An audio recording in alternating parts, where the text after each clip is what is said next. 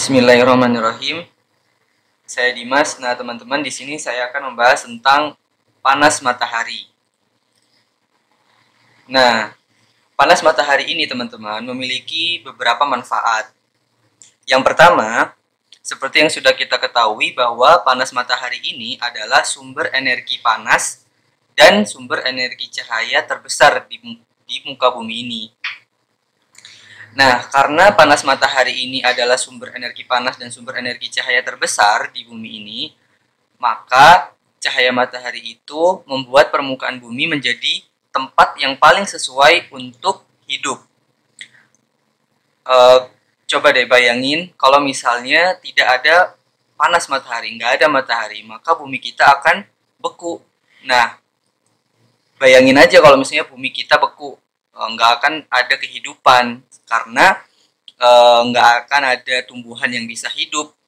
Nah, karena nggak ada tumbuhan yang bisa hidup, maka manusia maupun hewan juga nggak bisa hidup, ya kan? Maka dari itu kita perlu dengan adanya panas matahari itu, sehingga permukaan bumi bisa menjadi tempat yang sesuai untuk hidup. Nah, akan tetapi teman-teman, jika panas matahari itu berlangsung terus-menerus dengan intensitas yang sangat tinggi dan tidak adanya hujan, maka panas matahari itu akan memberikan kerugian bagi kehidupan kita. Nah, kerugian apa aja? Misalnya yang pertama adalah tanah menjadi kering dong, karena nggak ada hujan. Nah, karena nggak ada hujan, sehingga permukaan tanah, air yang ada di permukaan tanah itu akan menguap karena saking tingginya intensitas cahaya matahari yang terus-menerus dan tidak ada hujan. Nah, apa dampak selanjutnya?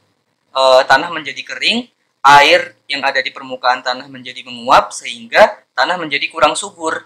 Nah, karena tanah kurang subur sehingga tidak ada tanaman yang bisa hidup di tanah tersebut. Nah, sehingga tanamannya akan mati. Nah, karena tanaman banyak yang mati, itu akan mempengaruhi rantai makanan kita. Nah, itu kerugian yang ditimbulkan karena panas matahari. Nah, kerugian apa lagi yang ditimbulkan oleh panas matahari? Kerugian lainnya adalah kebakaran hutan. Nah, kebakaran hutan bisa terjadi karena panas matahari dengan intensitas yang sangat tinggi. Nah, karena panas matahari tersebut, pohon dan semak-semak yang ada di hutan menjadi kering. Nah, saking besarnya misalnya intensitas cahaya matahari tersebut bisa mengakibatkan kebakaran. Misal kebakaran hutan itu terjadi di musim kemarau, ya kan? Nah, kebakaran hutan itu bisa semakin membesar dan meluas. Nah, kebakaran hutan tersebut itu harus segera ditanggulangi agar tidak terjadi perubahan yang signifikan di permukaan bumi kita. Nah, maka dari itu kita harus bijak dalam memanfaatkan apapun yang ada di muka bumi ini.